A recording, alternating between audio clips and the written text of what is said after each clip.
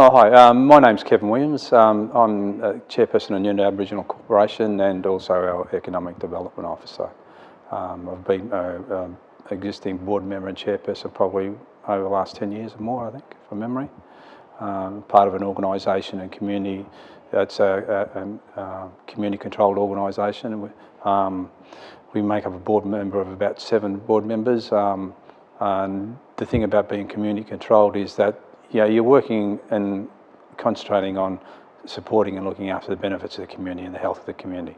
And with our organisation, we've been in existence for 40 years. We've had one of our current board members has been here since the beginning of the organisation, Auntie Milewa Johnson, and she's the lifeblood of the organisation and community. And from a community perspective, having her involved in that helps keep us grounded in what's important for community, and what allows you to do is think about what is important, how to do it. And the first thing with our organisation is that with community, look after the community.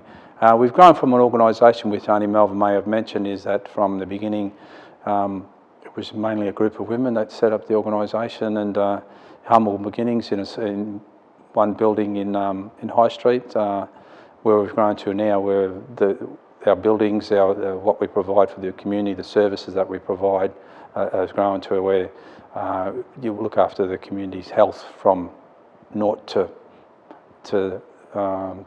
as old as the elders are here. I find that our community and the health of the community is growing, and that because originally we had a doctor half a day a week.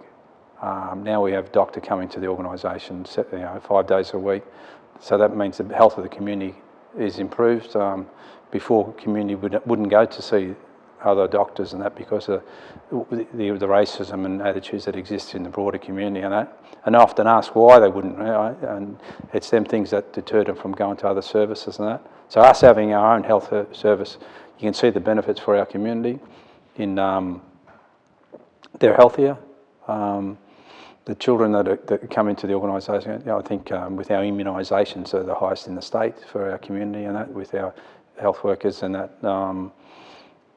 The other things that I see that is important, being community controlled, you have focusing on making sure what's important for a community, looking after the community. We employ close to 100 community members within the organisation, so that provides a better living standard for community members. They're able to look after their families and that, and send their kids to school and things like that. I find that because of that, you have a lot of people that have a lot of pride in themselves, their self-esteem. A really interesting thing that's happened in the last 2 years is that staff and community members that are working within the organisation have started to buy their own homes. We had 10 community members that work here apply for housing loans with IBA last year. You can go back a few years where not an Aboriginal person owned a house in Echuca. Now, there's a percentage that own homes and they're buying them, and the younger ones are. So you can see the benefit of having a community-controlled health organisation and a community-controlled organisation that looks after the interests of our community and that, by providing the services that we do to look after them, but the employment opportunities for them. Helps raise the living standards of community members.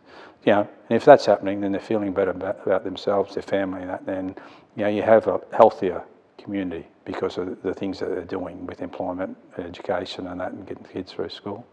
The other things that are really important just recently, especially this year, we have community that have sort of re-established the Wemba Sports Committee. What they've done, earlier this year we had participated in a Billy Muir Basketball Classic, and we hadn't for a while, but what they did was getting all community together to train and play for it. We had nearly up to 80 kids coming to the basketball stadium of an evening, training and spending an extra hour or 2 afterwards, but you had the younger ones running around the community and family. So what they've taken is a really healthy lifestyle approach for the community and that, and getting community members involved in the basketball, the Oz footy kicking program. The last month we've had the kids start a boxing program on a Monday and a Wednesday night, and one of my sons is involved in helping run the program, and he was talking about it this morning where he's got to slow the kids when they've got to run to one spot and run back. And he said, they all run up, but they've got to wait till everybody's there before they run back. But the good thing about with that and what they've been doing is everybody's coming together for and spending time together with a health focus, in that they're playing sport and that, and from a cultural perspective, it brings them together and keeps them there, about knowing who they are and where they come from, and build health. So I said it was going to help build a healthy, strong community for us. And part of the approach with that is what we've been looking at is trying to maintain that over the next 10 to 20 years, so that the kids that we're working with that are from whatever age it is to wherever old it is, and we're doing things on a regular basis with a healthy lifestyle approach and keeping them involved, that when they get to their early teens, maybe we're going to save them from drifting off into the drugs and the alcohol problems that exist. And out of that, we're really hoping that's going to be a benefit to the community. Being a community-controlled Aboriginal health organisation, you can see from the community members that actually come and use the services and that, in that last year, or maybe the year before, we had over 20,000 visits to the organisation for health service, whatever their needs are, and that's either whether it's a repeat customer or that. But it gives us an idea that our organisation's doing the right thing for the community because they're utilising. The other is, I think last year we were the highest number of health assessments for Aboriginal community-controlled organisation in the state, I think. So our organisation does a good job, our staff and community do a good job, and it's reflected in how it's developing and growing.